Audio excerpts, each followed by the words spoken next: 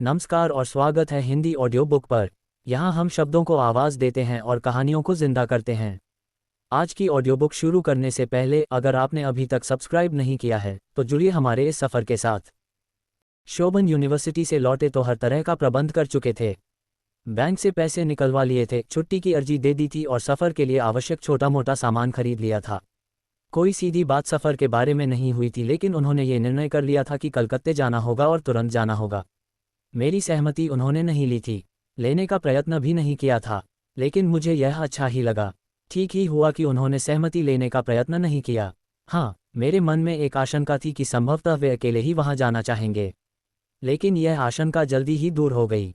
मेरे लिए वे दवाओं की कुछ शीशियाँ लाए थे और इसके अलावा सफ़र में काम आने वाली कुछ अन्य चीज़ें भी। आते ही बोले, मैंने 2 सीटें रिजर्व करा ली हैं, तैयारी जल्दी ही कर डालो। इसके आगे किसी आशंका को मैंने मन में स्थान नहीं दिया। संतुष्ट हुई कि शोभन ने एक पक्षीय फैसला नहीं किया। तैयारी करते करते मैंने एक अनचाहा विरोध प्रकट करते हुए कहना चाहा, 1 ही महीना तो रह गया है, ऐसी हालत में इतना लंबा सफ़र। शोभन ने बात तुरंत काट दी, कुछ नहीं होगा, मैं साथ हूँ, ऐसी कोई चिंता की बात नहीं है। डॉक्टर का भी यही ख्याल है। डॉक्टर से आपने बात की थी? हाँ, मैंने फ़ोन किया था, उससे पूछ लिया है। उसने कहा है कि इसमें कोई हर्ज नहीं है, बस दवाएं नियम से खाती रहें। शाम होते होते सफ़र की तैयारी पूरी हो गई। तैयारी ज़्यादा बड़ी होनी भी नहीं थी। शोभन बहुत अधिक उद्विग्न और गंभीर थे। मीनल से मिलने की खुशी नहीं थी, बल्कि इस बात की आशंका उन्हें घेरे हुए थी कि मीनल होगी कैसी। सकुशल तो होगी। उसके पत्र में लिखा था कि उसे रक्त की उल्टियाँ होती हैं और बुखार उतरता नहीं है।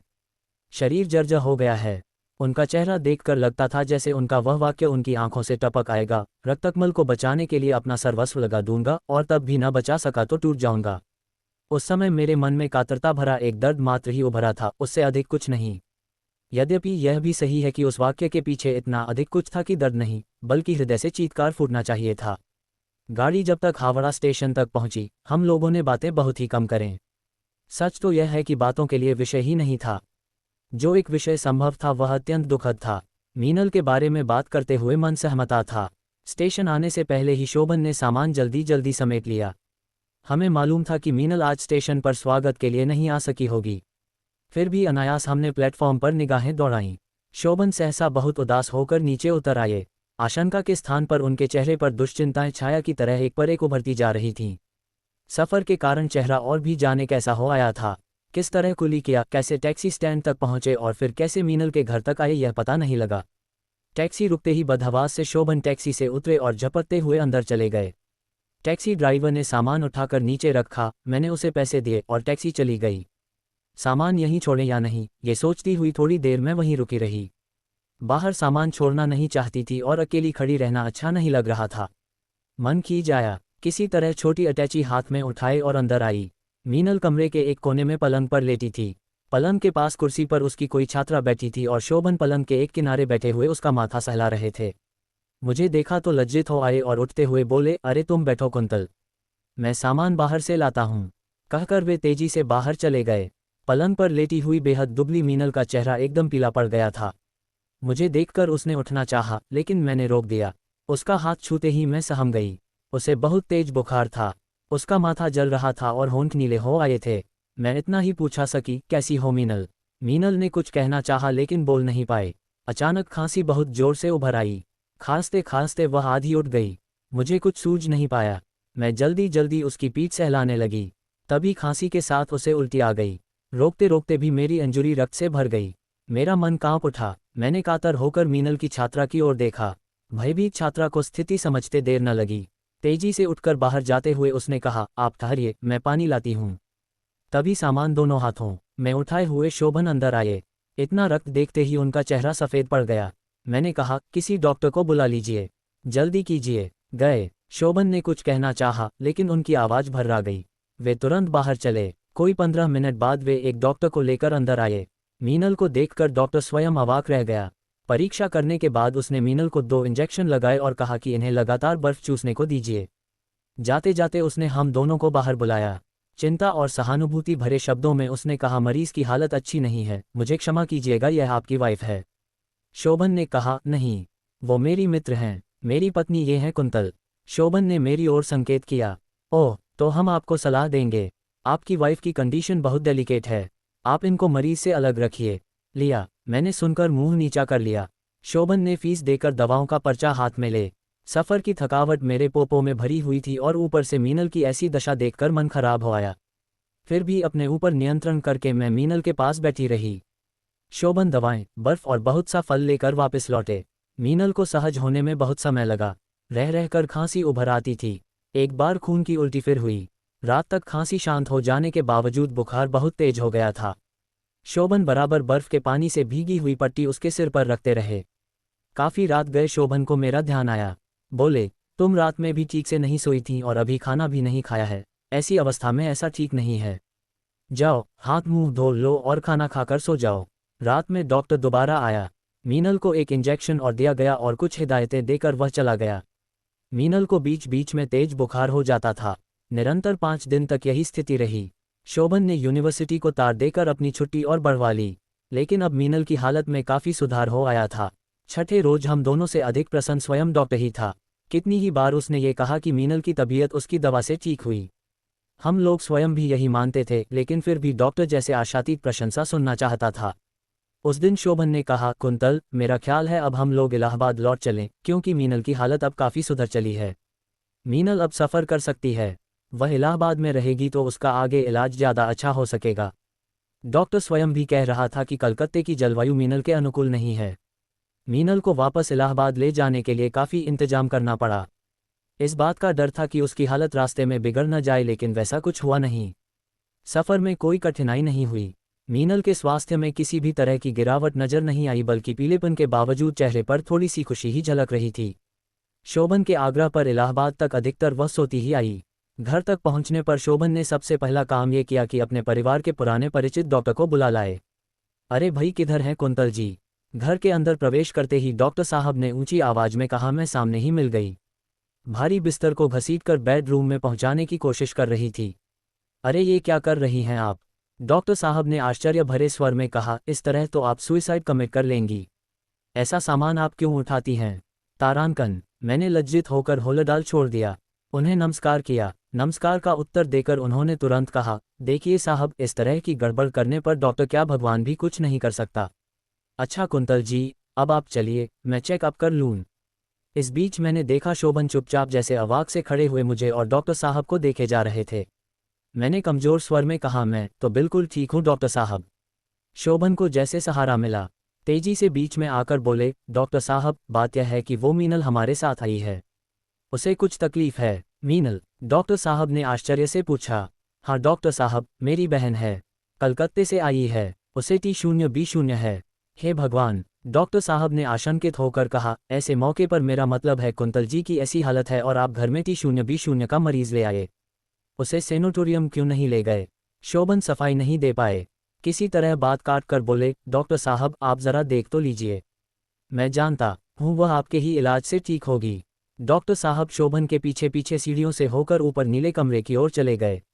मैं किसी सीमा तक उपेक्षा से अपमानित वहां खड़ी रही और उसके बाद जैसे जिद में आकर डॉक्टर साहब की बात को भूलकर भारी होलडाल घसीटकर अंदर ले चली। मीनल के लिए ढेर से फल और दवाइयाँ और शोभन के स्नेह से नीला कमरा भरा भरा रहने लगा। लेकिन वह कमरा जितना ही भरा लग रहा था, उतना ही अधिक मेरा मन खाली था। मैं धीरे धीरे अपने ही संसार से निर्वासित की जा रही थी। बल्कि शोभन ने मुझे सलाह भी दी थी कि मैं जहां तक हो सके सीढ़ियां न चढ़ें। इस सलाह के पीछे जो भी रहा हो, इतना अवश्य है कि मेरे मन में एक विद्रोह उभर आया था। मुझे लगने लगा था कि यह सलाह केवल शुभकामना के लिए नहीं है। ये सलाह जानबूझकर मुझे अपने नीले कमरे से अलग रखने के लिए दी जा रही है। एक बार मन करता था कि उस नीले कमरे में जाना हमेशा के लिए छोड़ दूं।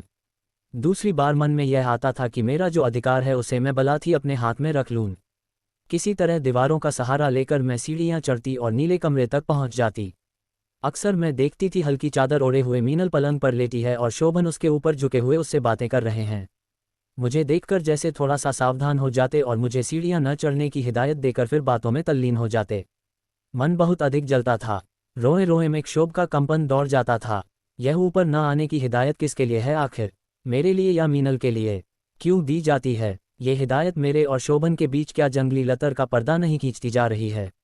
ऐसी ही एक वर्जना के बाद उत्पन्न विद्रोह के सहारे मैं एक दिन नीले कमरे तक सीढ़ियां चढ़कर गई।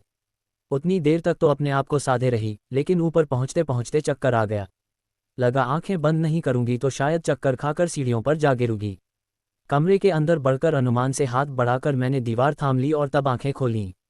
दृश्य स्पष्ट नहीं था, ऐसा लगता था हर चीज पानी के अंदर तैर रही हो। शोभन को मेरी उपस्थिति का पता अब चला था, लेकिन उस एक क्षण में शोभन के सावधान होते होते मुझे बहुत कुछ दिखाई दे गया। शोभन और मीनल सामान्य स्थिति में नहीं थे।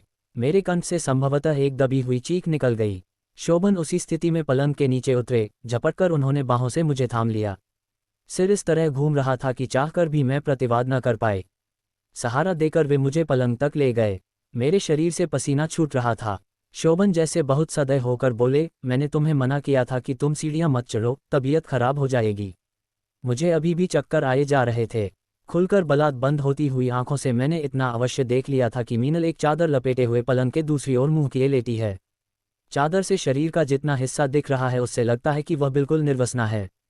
उसके उस रूप पर कोई प्रतिक्रिया देने योग्य मनस्थिति नहीं थी। बेहद चिंता का नाटक करते हुए शोभन ने मेरी गर्दन, बांह और कमर को बार बार छुआ। तुम तो बिल्कुल पसीने से भीग गई हो कुंतल। यातना के उस असह्य और अछोर रेगिस्तान के बीच उनका वह छोटा सा स्पर्श भी बहुत अच्छा लगा। मैंने शोभन के हाथ को रोकना चाहा, लेकिन मैं अशक्त हो चुकी थी। उन्होंने गर्मी और पसीने का पर्दा खड़ा करके मेरे ऊपर के कपड़े उतार दिए। संभवतः कुछ महीनों का ही अंतराल रहा होगा, लेकिन अपने सीने पर उनका वह स्पर्श जैसे बरसों के बाद महसूस हुआ। पलंग पर मीनल की ओर कुछ आहट हुई। उसने करवट बदली थी। करवट बदलकर संभवतः उसने देखा भी होगा। शोभन ने मुझे कंधों से समेट लिया। उनका शरीर उत्तेजना से कांप रहा था। एक गहरे चुंबन के बाद उन्होंने मेरे कान में कुछ कहा। आधी बेहोशी की अवस्था में मैं सुन नहीं सकी। उन्होंने मेरे दोनों पैर पलंग पर खींच लिए। उनकी दोनों हथेलियां गर्म और तपती हुई मैंने अपने पैरों और कमर पर महसूस की। नहीं शोभन नहीं, मैंने अस्फुट स्वर में कहा। उत्तर में शोभन ने भी कुछ कहा, लेकिन उसी तरह अधलेटे उन्होंने मीनल को अपने निकट खींच लिया। जल्दी में मीनल ने जो चादर लपेटी थी वह कुछ ज्यादा ही उलझ गई। शोभन ने उसे खींचा होगा, ऐसा मैंने महसूस किया, क्योंकि मीनल का दबा हुआ प्रतिवाद सुनाई दिया। लेकिन वही अंतिम प्रतिवाद था। सिर का चकराना अब कुछ कम हो गया था। अपने अनावृत होने का ध्यान उभर आया। मैंने अलग हटना चाहा, लेकिन शोभन ने हटने नहीं दिया। मीनल को उन्होंने इस तरह खींचा कि उसका सिर मेरी गोद में आ गया और उसकी एक बांह मेरे पैरों के दूसरी ओर आकर उलझ गई। ये भी संभव है कि मीनल ने जानबूझकर वह बांह उलझा ली हो। शोभन किसी लोलुप की तरह उस पर झुक गए। मीनल का उभरा हुआ शरीर किसी सफ़ेद मछली की तरह फैला हुआ था। उसके संकोच का शीशा गिरकर टूट गया था। शोभन का दूसरा हाथ उसकी छातियों तक पहुंचा और तब एक नई यातना ने मुझे घेर लिया। शोभन के चेहरे पर एक उन्माद उतर आया था। उसकी आंखों में विचित्र नशा चढ़ा हुआ था और ऐसा लग रहा था जैसे उनमें से कोई पशु झांक रहा है। मीनल के पोपो को उन्मत्त की तरह चूमते हुए उन्होंने मेरी बांह खींची। प्रतिरोध की एक झंझनाहट मेरी शिराओं में भर गई। वह सोत मछली, वह मीनल कौन थी शोभन की? उस रक्तकमल ने पिछले वर्ष राखी बांधी थी शोभन की कलाई पर। मेरे प्रतिवाद को बीच में काटते हुए शोभन ने बहुत धीमे स्वर में कहा, एकात्म हो जाने दो कुंतल, हम सब आओ एकात्म हो जाएं। मैं, मीनल, तुम, हम सब में उस सुख को बहने दो। उनकी आंखों का पशु बाहर आ गया था। अपने आप को समेटकर वे मीनल के ऊपर आए। मीनल की उंगलियां मेरी बाह में कसकर चुभ गईं और उसने एक गहरी सिसकी ली। मीनल जैसे एक उफान भरा हुआ समुद्र बन गई थी और बार बार ऊंची लहरें उठ रही थीं। शोभन ने उसके वक्ष को मसलते हुए सहसा जोर से उसे खींच लिया। मीनल के कंठ से एक दबी हुई चीख निकली। वे दोनों पसीने से नहा गए थे। थोड़ी देर ज्यों के त्यों हाँफने के बाद मीनल को जैसे अचानक होश आ गया। वह छटपटा कर अपने आप को ढकने के लिए चादर खोजने लगी, लेकिन उस चादर से अब क्या छुप सकता था?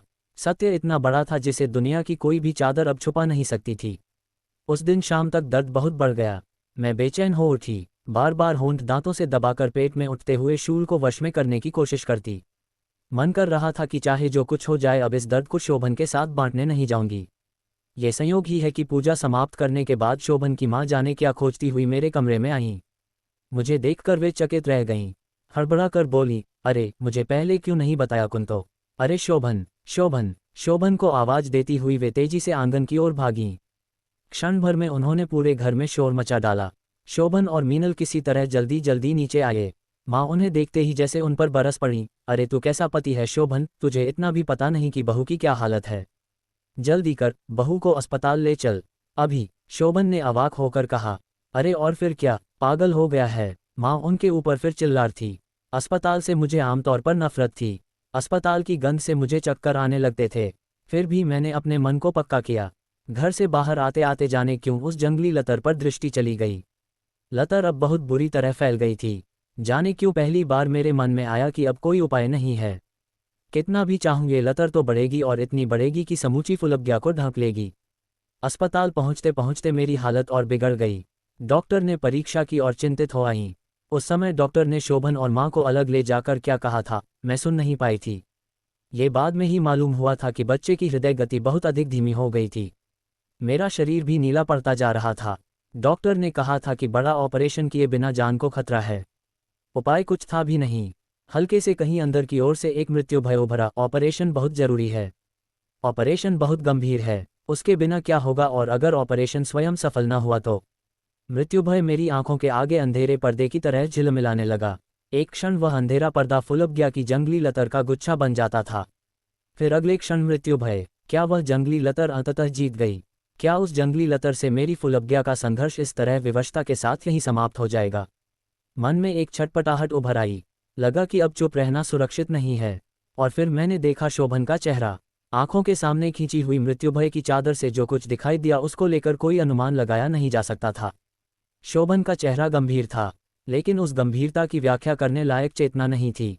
एक बार मैंने देखा कि उसी तरह गंभीर झुके हुए वे किसी फार्म पर दस्तखत कर रहे हैं।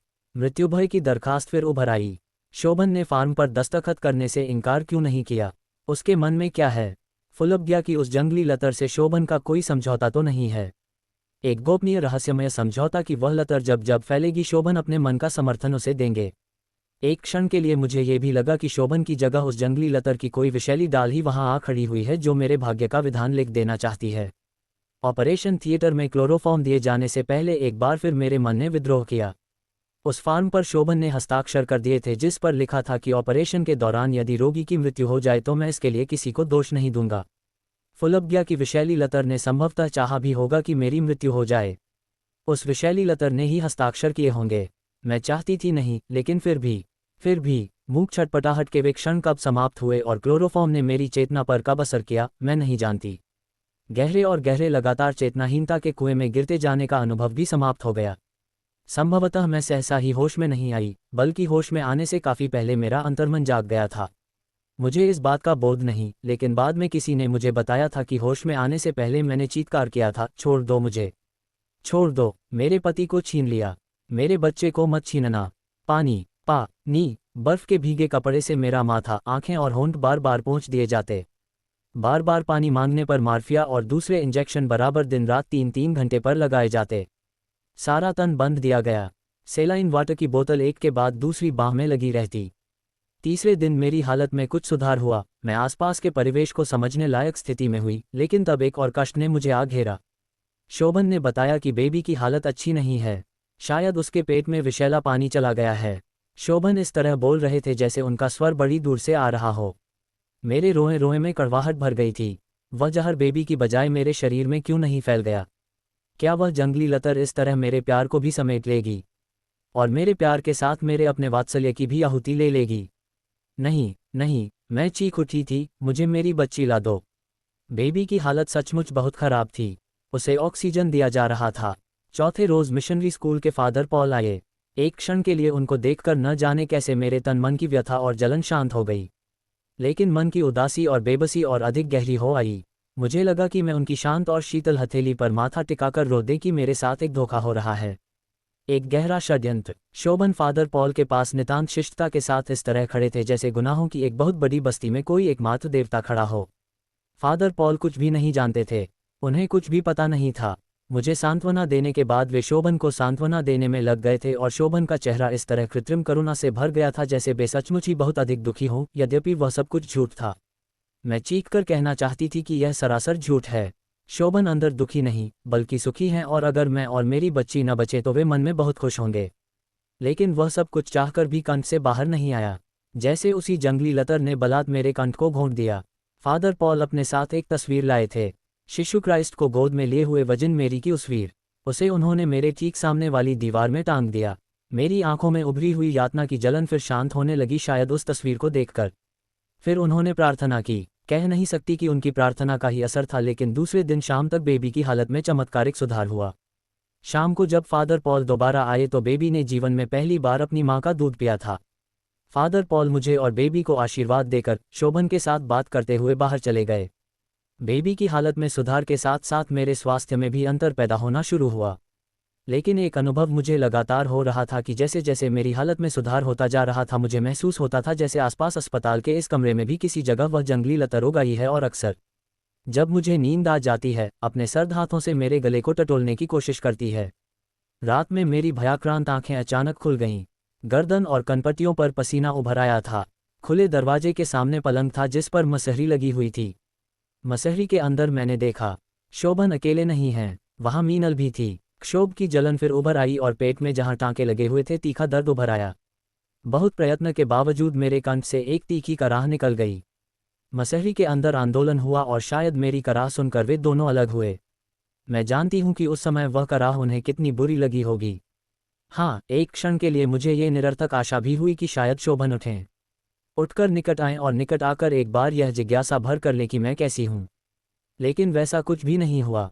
मसहरी के अंदर सब कुछ शांत हो गया और शायद शोभन ने ये जाहिर किया कि वे सो चुके हैं। लेकिन मुझे पता था कि सोया कौन है।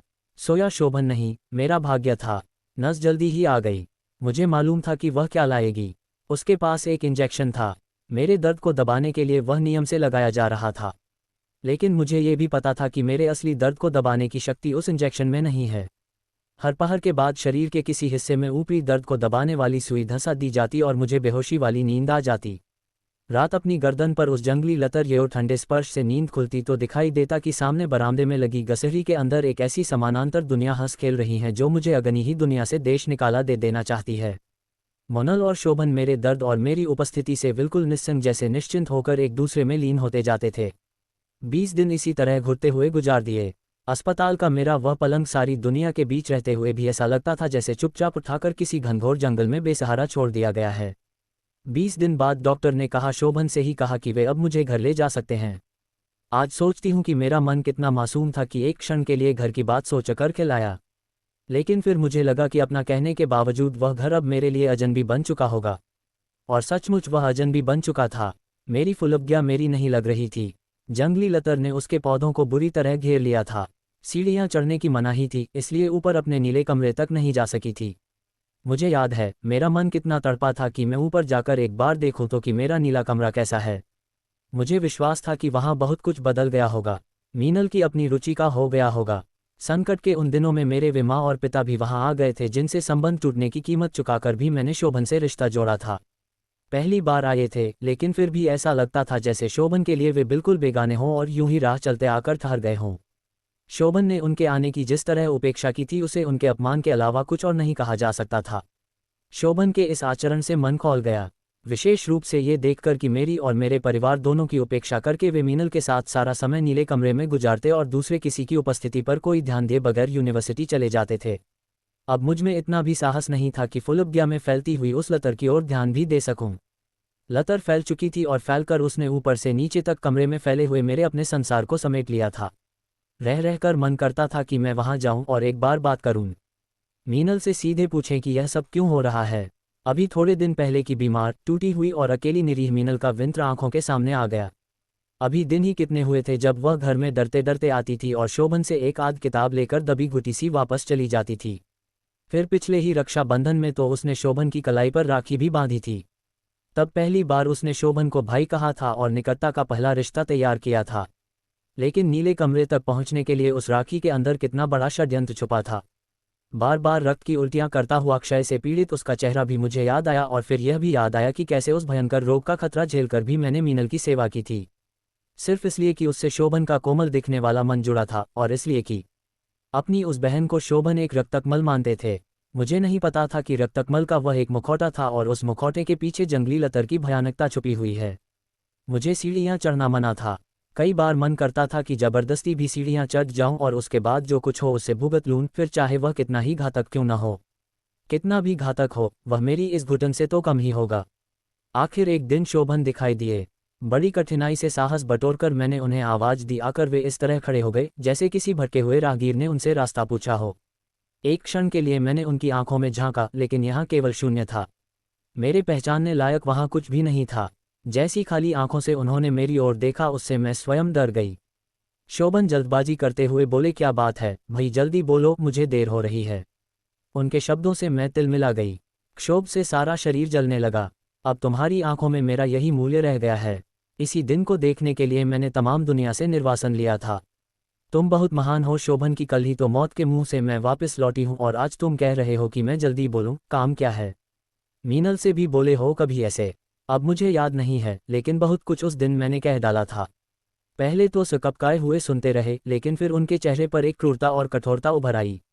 तेजी से घूमकर बाहर जाते हुए बोले, बिस्तर पर लेटे लेटे तुम्हारा दिमाग खराब हो गया है, उसका कोई इलाज नहीं है। उन्हें इस तरह दरवाजे से बाहर जाते हुए मैंने देखा और विवश होकर रो पड़ी। मुझे लगा कि अब इसी तरह घुटकर रोने के अलावा दूसरा कोई उपाय नहीं है। मैं रोई और लगातार रोती रही। मुझे मालूम था कि मुझे सांत्वना देने के लिए अब वे वापस नहीं आएंगे। वापस वे आए भी नहीं।